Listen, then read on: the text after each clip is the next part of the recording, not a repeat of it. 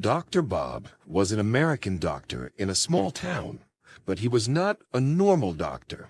From the outside, he looked like every other doctor. He wore a white coat, he carried a stethoscope, and he had glasses that made him look intelligent.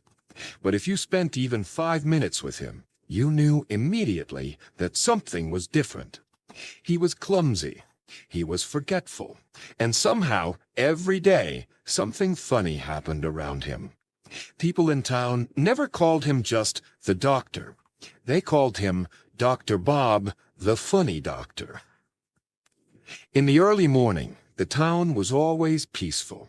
The streets were quiet, the bakery opened slowly with the smell of fresh bread, and the hospital sat like a calm white building waiting for patients. Inside his small house near the hospital, Dr. Bob was already awake. He always tried to begin the day like a professional. He shaved his face carefully in the mirror, though sometimes he forgot to shave one cheek and walked to work with half a beard.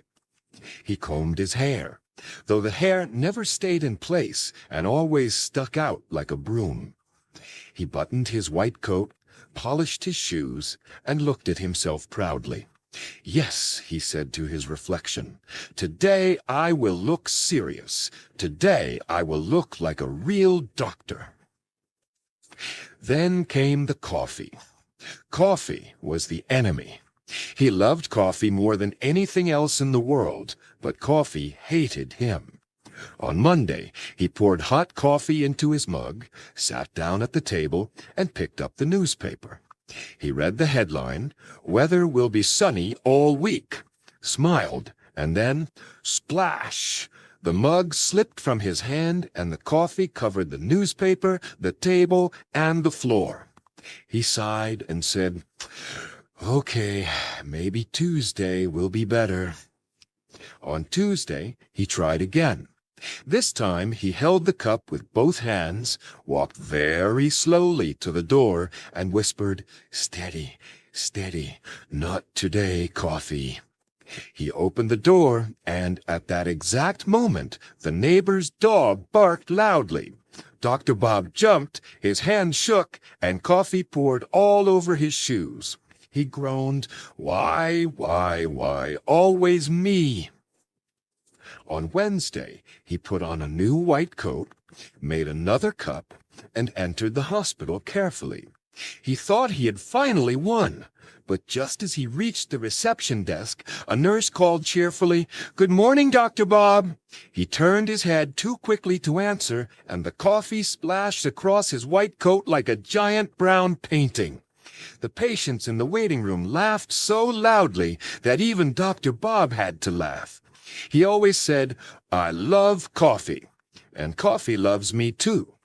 But the nurses always shook their heads and answered, "No, doctor, coffee runs away from you." This was the daily ritual, and it never changed. The hospital where he worked was small, with only a few rooms, a quiet hallway, and a garden with flowers that smelled sweet in the spring. But inside it was never quiet because of Dr. Bob. One day a farmer came with a strange problem. He said, "Doctor, my stomach makes noises. It sounds like a cow." Dr. Bob thought the man was exaggerating, but he put his stethoscope on the man's stomach anyway. Suddenly, a loud moo filled the room. Dr. Bob's eyes grew wide and he said, "Oh no, maybe a cow is living inside you." The farmer almost fainted. "A cow inside me?" Dr. Bob laughed quickly. No, I was joking. It's just gas." But of course, the story spread through the whole town. People laughed and said, "Dr. Bob found a cow inside a man." From that day, many people called him the Cow Doctor. Technology was his other enemy. He never understood his smartphone. One afternoon, a patient called and said, "Doctor, I think I have the flu. What should I do?" Dr. Bob wanted to send a simple message, "Drink water, rest, and call me if you feel worse." But his clumsy fingers pressed the wrong buttons. The patient received, "Buy a pizza, rest, and call me if you feel hungry." The patient was surprised, but trusted him. He ordered a large pizza, ate every slice, slept, and the next morning felt much better. He told all his friends, "Dr. Bob is amazing. He cures the flu with pizza." Soon people came to the hospital not for medicine, but asking, "Doctor, do you have more pizza cures?" Bob shouted, "No, no, I don't give pizza, I give medicine." But the nickname Dr. Pizza stayed for months. The hospital cat, Mr. Whiskers, made life even more chaotic. Mr. Whiskers was small, gray, and sneaky. For some mysterious reason, he loved Dr. Bob more than anyone else. Wherever Bob went, the cat followed. When Bob sat at his desk, the cat climbed on the papers. When Bob tried to write prescriptions, the cat batted at his pen. When Bob bent down to check a patient's knee, the cat jumped on his back like a king sitting on a horse. One day, Dr. Bob was checking a woman's heartbeat with his stethoscope. He was trying very hard to look serious, but suddenly Mr. Whiskers leapt from the cabinet onto Bob's head and shouted, "Meow!" Dr. Bob screamed, the patient screamed, and then both laughed until tears rolled down their cheeks. Another day, Mr. Whiskers stole Dr. Bob's sandwich and ran through the hospital corridor. Bob chased him, shouting, "Stop, thief!" The cat ran faster, and the patients in the hallway clapped and laughed as if they were watching a comedy show. Because he wanted to help people stay healthy, Dr. Bob started an exercise class in the hospital garden. He told the patients, "We will do very simple exercises, safe for everyone." But Dr. Bob was terrible at exercise. He tried to show jumping jacks, but after 3 jumps, he lost balance and fell into the flowers.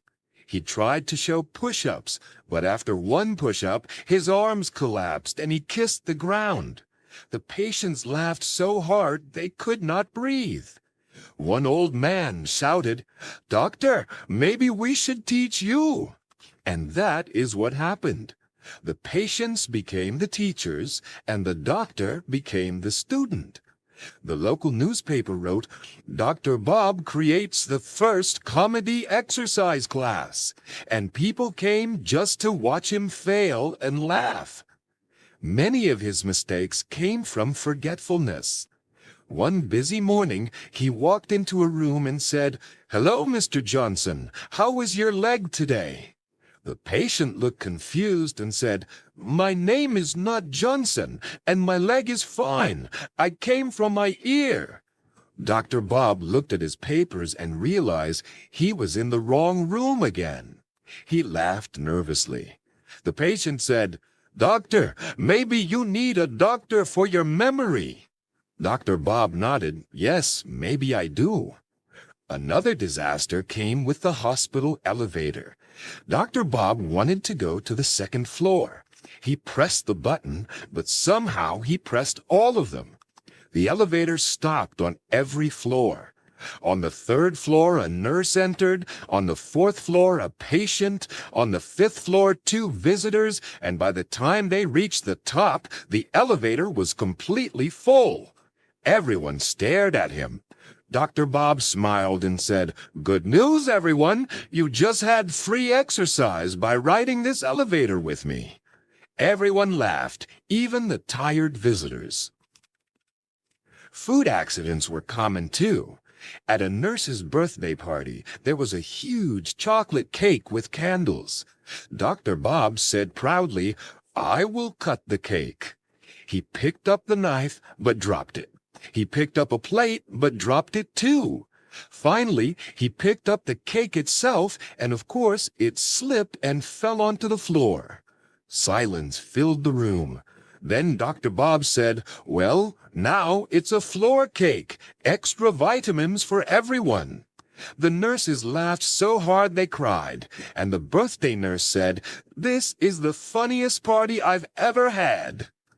During flu season, everyone wore masks. Dr. Bob wanted to make children smile, so he drew a big, silly grin on his mask. He thought it looked friendly. But when he entered a room, the patient screamed, "Ah, a clown, doctor!" Dr. Bob laughed. "No, no, I'm not a clown. I'm Dr. Bob." But the patient answered, "You are both." Soon, children in town came to the hospital just to see him. They said, "Where is the clown doctor? We like him." And for the first time, children were not afraid of hospitals. Dr. Bob was proud of that. Dr. Bob also worked too hard, and he was always tired. One night, he fell asleep in his chair. A patient came in quietly and said, "Doctor, I feel sick." Bob opened one eye and whispered, "Yes, yes, you need more sleep." The patient asked, "Really? That is the medicine?" Bob nodded, half asleep. "Yes, doctor's orders." The patient went home, slept deeply, and the next day felt wonderful. He told his family, "Dr. Bob is magical. He cures people with sleep." And so a new name appeared, Dr. Sleep. Even the mayor of the town became part of his comedy. One day, the mayor visited the hospital to thank Dr. Bob. At that moment, Bob was in the cafeteria eating soup. When he saw the mayor, he stood up quickly, and the soup flew from the bowl onto the mayor's shoes. Dr. Bob froze. Then he said, "This is soup therapy. Very modern, very effective." The mayor looked at his shoes and then laughed loudly. "Dr. Bob, you are the funniest doctor in the country. Thank you for making this town happy." Everyone clapped and cheered. One young medical student once asked him, "Doctor, how can I be a good doctor like you?" Dr. Bob laughed. "Like me? Clumsy, sleepy, silly?" The student shook his head. "No, kind, happy, and caring." Dr. Bob thought carefully and said, "Always listen, always smile, and if you drop the cake, make a joke." The student nodded and said, "Yes, doctor, that is the best lesson."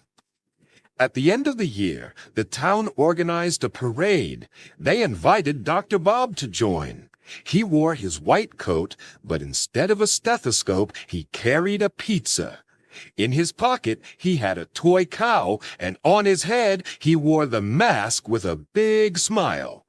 People along the street clapped and shouted, "Dr. Bob! Dr. Bob!" He waved and shouted back, "Stay healthy and don't forget to laugh." The whole town laughed with him, and in that moment, nobody thought about medicine, sickness, or problems. They only thought about joy. So Dr. Bob never became famous outside a small town. He never wrote a book or gave a speech at a big hospital. But inside his town, he was the most loved man. People knew he was clumsy. They knew he made mistakes, but they also knew he cared deeply. He listened, he smiled, and he made people laugh every single day. And maybe that was the best kind of medicine anyone could give. Thanks for watching. Take action today, not tomorrow. Press subscribe. And let's keep learning together. You're doing great. See you in the next one. Stay strong.